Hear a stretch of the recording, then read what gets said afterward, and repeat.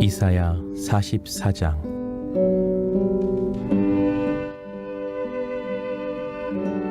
나의 종 야곱, 내가 택한 이스라엘아, 이제 들으라.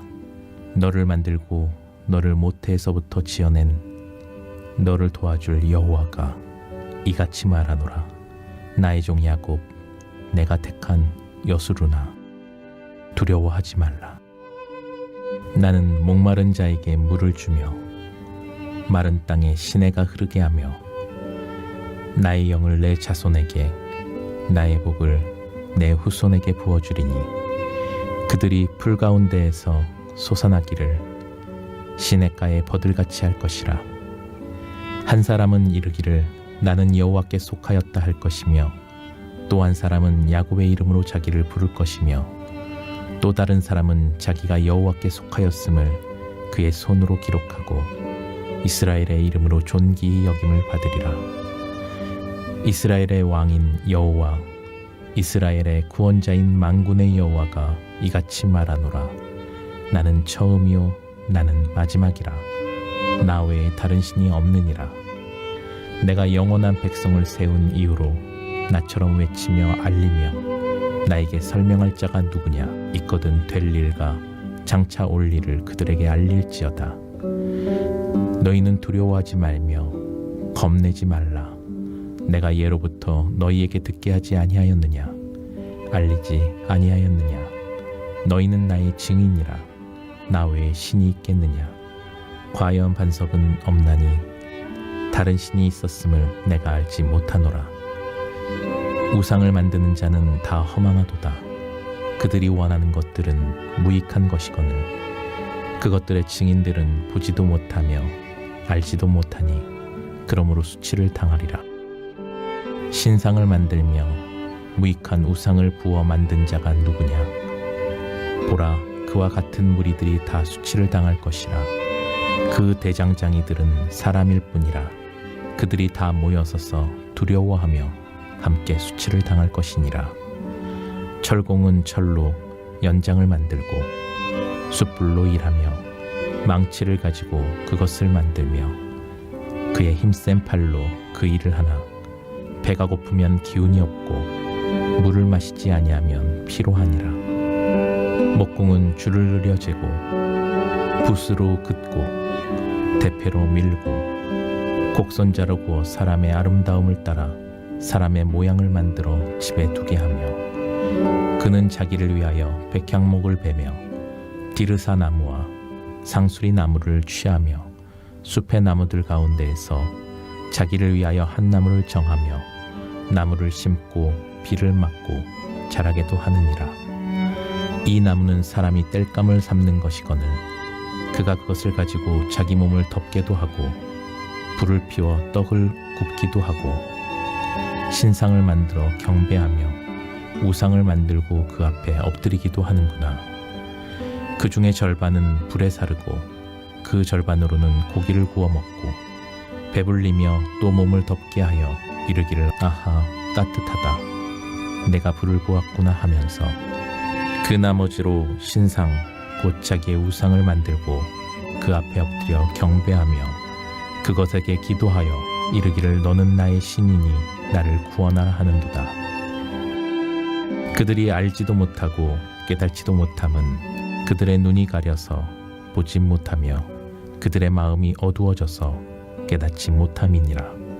마음에 생각도 없고 지식도 없고 총명도 없으므로 내가 그것의 절반을 불사르고 또한 그 숯불 위에서 떡도 굽고 고기도 구워 먹었거늘 내가 어찌 그 나머지로 가증한 물건을 만들겠으며 내가 어찌 그 나무 토막 앞에 굴복하리오 말하지 아니하니 그는 죄를 먹고 허탄한 마음에 미혹되어 자기의 영혼을 구원하지 못하며 나의 오른손에 거짓 것이 있지 아니하냐 하지도 못하느니라.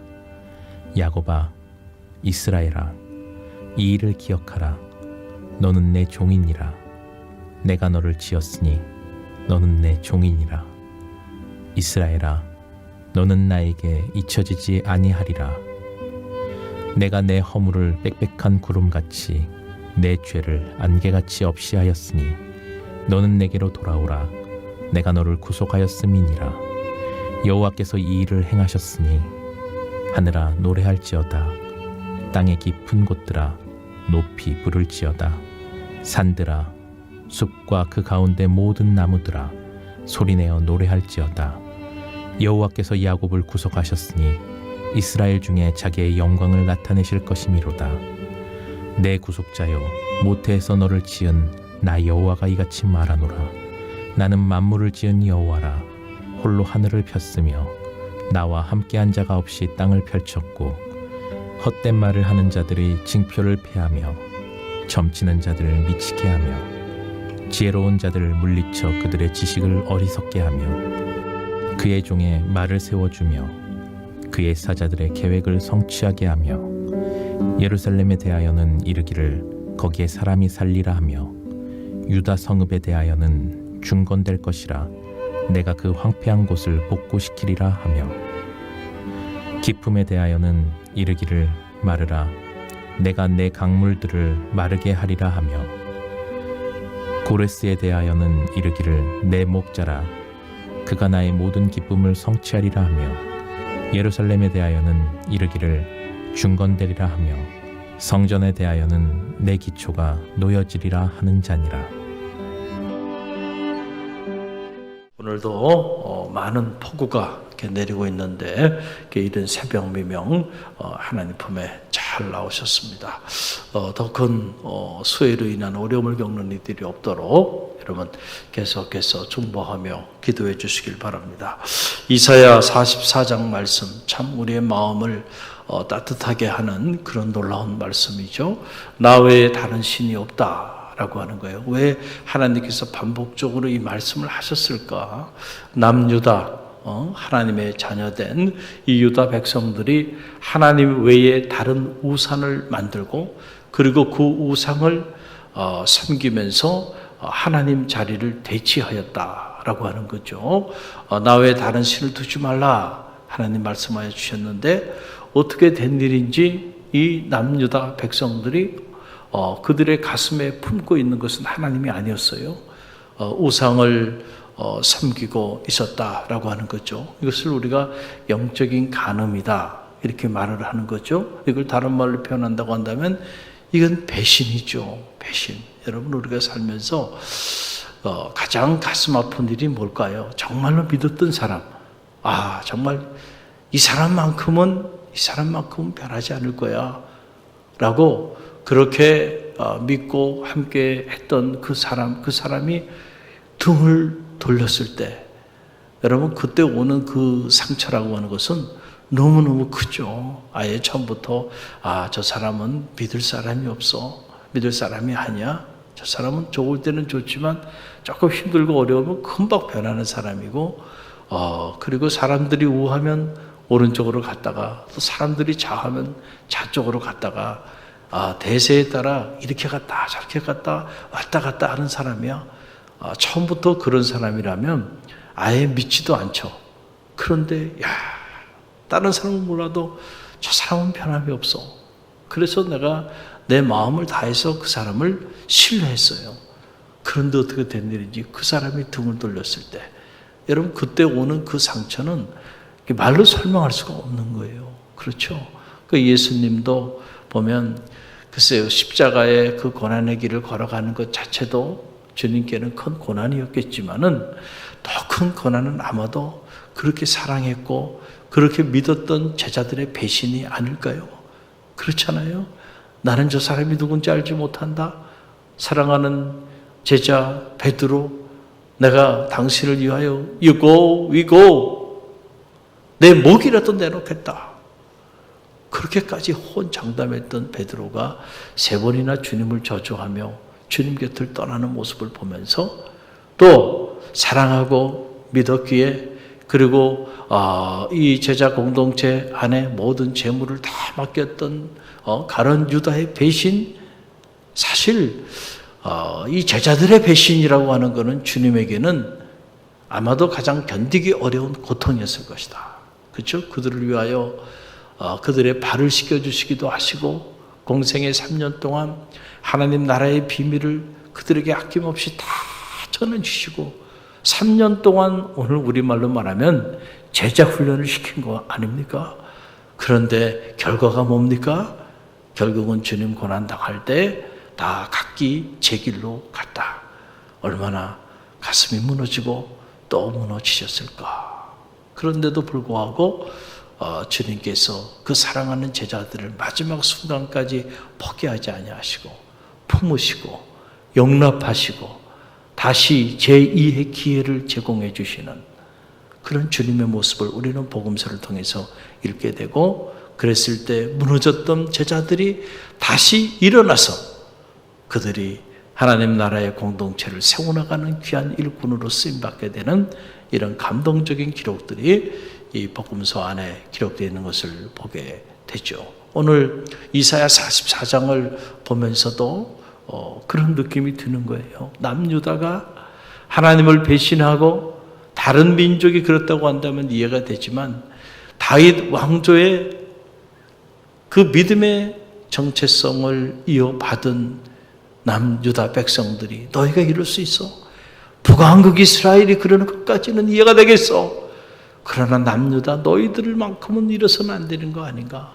그런데 그들이 하나님 외에 다른 신을 섬기기 시작했다. 수많은 우상들을 만들고 마치 그 우상들이 하나님보다 더 참 신인 것처럼 그렇게 숭배하고 나가는 그들, 우리가 생각하면은 하나님께서 어떻게 이렇게 이 백성이, 내가 이 백성을 어떻게 사랑하고 이 백성과 어떻게 함께 했는데 어떻게 이럴 수가 있는가? 아마도 그 배신의 쓴 잔을 마시면서 얼마나 고통 가운데 자리하셨을까라고 하는 거예요.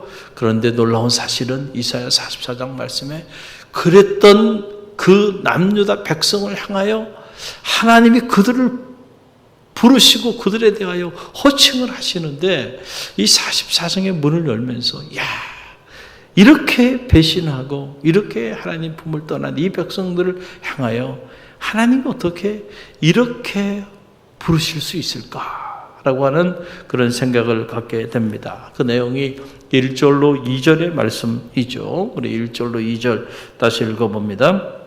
나의 종 야곱, 내가 택한 이스라엘아, 이제 들으라. 너를 만들고 너를 모태에서부터 지어낸 너를 도와줄 여호와가 이같이 말하노라. 나의 종 야곱, 내가 택한 여스루나 두려워하지 말라. 그랬어요. 어떻게 이렇게 배신하고 우상을 섬기며 나가는 그들을 향하여 여전히 하나님은 뭐요? 나의 종 야곱, 나의 택한 이스라엘아, 내가 택한 여스루나 두려워 말라. 그러니까 여전히 이스라엘 백성들은 더 이상 하나님께 속한 자가 아니었죠. 그들은 더 이상 하나님과 아무런 관계가 없는 자들이었어요. 하나님 품을 떠난 자들이었습니다. 그러나 하나님은 그럼에도 불구하고 여전히 그들을 나의 택한 야곱, 나의 택한 종아, 나의 사랑하는 여스루나 두려워하지 말라. 하나님 입장에서는 그들을 향한 하나님의 마음은 끊어지지 않았다. 여전히 하나님 편에서 보면 그들은 하나님께 속한 자들이에요. You are mine. 너희는 내게 속한 자라. 너희는 내 것이라. 내가 물 가운데 지날지라도 물이 너를 침몰치 못할 것이며 불 가운데 지날지라도 불꽃이 너를 사르지 못하리라 말씀하셨던 그 하나님의 헤세드의 사랑이 여전히 연연히 흐르고 있는 것을 여기 보게 돼요. 이 여스룬이라고 하는 말, 야샤르라고 하는 말에서 온 거죠. 의로운 자, 정직한 자라고 하는 말인데 참 깜짝깜짝 놀라게 해요. 아니 지금 우상을 만들어 우상을 섬기고 있는 이 남유다 백성들을 향하여 그들이 뭐가 의롭습니까? 그들이 뭐가 정직합니까? 아니 하나님께서 어떻게 그들에게 이런 야샤르라고 하는 이런 말로 그들을 호칭하실까라고 하는 그런 사실입니다. 우리는 다 하나님 앞에 죄인이고 배신자고 여전히 하나님보다 더 사랑하는 것들이 우리 안에는 가득 흘러 넘치고 있는데 그런데도 불구하고 하나님은 여전히 우리를 버리지 아니하시고 유괴하지 아니하시고 야샤르 의로운 자로 정직한 자로 오늘도 우리를 부르고 있다는 사실을 여러분 기억하시길 바랍니다. 그래서 우리가 칭의라고 하는 것, 이 justification이라고 하는 것이 뭐냐? 이게 바로 은혜죠. 우리는 하나님 앞에 여전히 죄인이고 우리는 하나님 앞에 여전히 배신자고 우리는 여전히 하나님 외에 다른 우상을 섬기며 살아가는 끔찍한 피조물들인데 그럼에도 불구하고 우리를 당신의 자녀 삼아주시고 나의 사랑하는 종으로 부르시는 하나님. 사실은 이 칭의라고 하는 이 사건 자체가 하나님의 전적인 은혜죠. 우리를 의인이라 부르셨다. 이거잖아요. 정말로 우리가 의인이라 의인의 반열에 선 게 아니고요. 우리가 정말 거룩한 존재가 됐기 때문에 성도의 반열에 세워주신 건 아니고 여전히 우리는 배신자고 여전히 우리는 죄인이고 여전히 우리는 끔찍한 피조물들이에요. 그럼에도 불구하고 주님의 그 십자가의 사랑이 오늘 우리를 살리고 우리 허물을 덮어주시고 용납하시고 용서하셔서 오늘 우리를 의롭다 세워주시고 야샤르 의인이라 불러주시고 성도의 반열에 서게 하신 것이죠. 이 44장을 읽어보면 이 남유다 백성들을 향한 하나님의 마음을 엿볼 수가 있어요. 하나님은 이렇게 생각하시는구나. 그래서 21절로 22절의 말씀 보게 되면 그 백성들을 향한 하나님의 마음이 여지없이 드러나 보여주고 있는 걸 보게 되는데요. 21절로 22절 함께 읽어봅니다. 야곱아 이스라엘아 이 일을 기억하라. 너는 내 종이니라. 내가 너를 지었으니 너는 내 종이니라. 이스라엘아 너는 나에게 잊혀지지 아니하리라. 내가 내 허물을 빽빽한 구름같이 내 죄를 안개같이 없이 하였으니 너는 내게로 돌아오라. 내가 너를 구속하였음이라. 아멘. 참 그 백성을 향한 하나님의 마음을 우리가 느낄 수 있는 그런 감동적인 장면이죠. 너는 여전히 내 종이라는 거예요. 그러면서 하나님 하신 말씀이 너는 나에게 잊혀지지 아니하였다.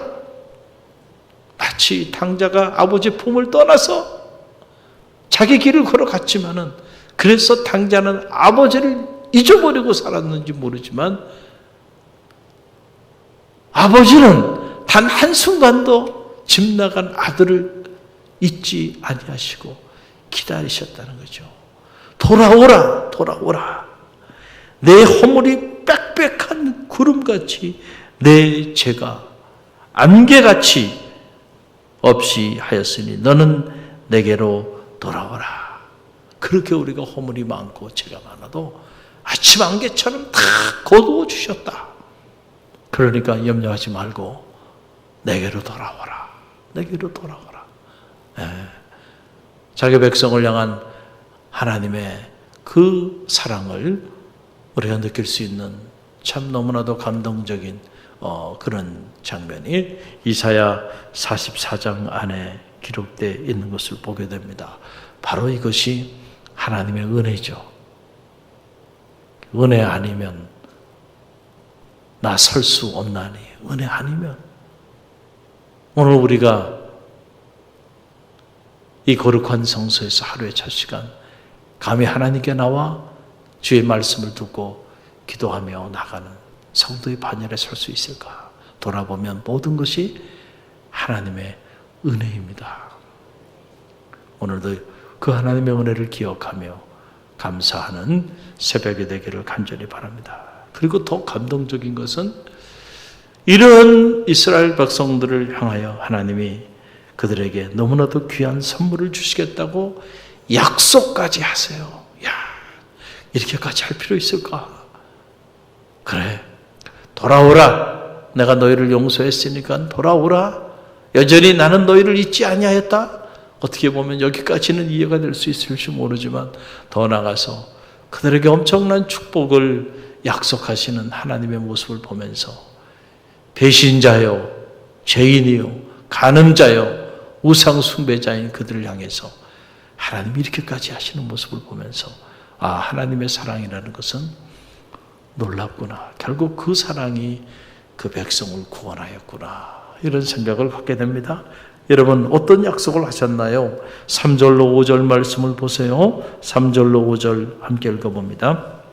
나는 목마른 자에게 물을 주며 마른 땅에 시내가 흐르게 하며 나의 영을 내 자손에게 나의 복을 내 후손에게 부어주리니 그들이 풀 가운데서 솟아나기를 시냇가에 버들같이 할 것이라. 한 사람은 이르기를 나는 여호와께 속하였다 할 것이며 또 한 사람은 야곱의 이름으로 자기를 부를 것이며 또 한 사람은 자기가 여호와께 속하였음을 그의 손으로 기록하고 이스라엘의 이름으로 존귀 여김을 받으리라. 아멘. 참 감동적인 장면이죠. 하나님의 약속. 그 약속은 파기되지 않잖아요. 목마른 자에게 물을 줄 것이다. 목마른 자에게 물을 주겠다. 그리고 마른 땅에 시내가 흐르게 할 것이다. 또 오늘 말씀 보니까 나의 영을 내 자손에게 부어줄 것이다. 그리고 나의 복을 내 후손에게 부어주겠다. 그래서 너희가 존귀한 자가 될 것이라. 할렐루야. 배신자고 죄인이고 여전히 우상 숭배자인, 그래서 하나님의 품을 떠나 하나님의 가슴을 아프게 했던 이 남유다 백성들을 향하여 하나님이 이런 놀라운 약속까지 하시는 모습을 보면서 우리를 향한 하나님의 사랑을 경험하게 되는 겁니다. 오늘 유다 백성을 향한 이 하나님의 사랑이 결국 그 백성을 살리는 동력이 됐어요. 오늘도 마찬가지죠. 결국 사람을 변화시키는 것은 채찍이 아니고 뭐예요? 사랑이지, 사랑. 할렐루야. 그 사랑이 다시 살게 하는 힘이 되고 다시 아버지의 품으로 돌아갈 수 있게 하는 그런 동력이 되고, 그 사랑이 오늘도 여전히 우리를 구속하는 구속의 힘이 된다는 사실을 기억하고요. 어떤 경우에도 여러분을 향한 이 하나님의 사랑을 잊지 마시고요. 이 하나님의 은혜를 잊지 마시고 하나님 안에서 희망을 갖고 다시 하나님께로 돌아가는 그런 믿음의 권속들이 다 되시기를 주님의 이름으로 간절히 축원드립니다.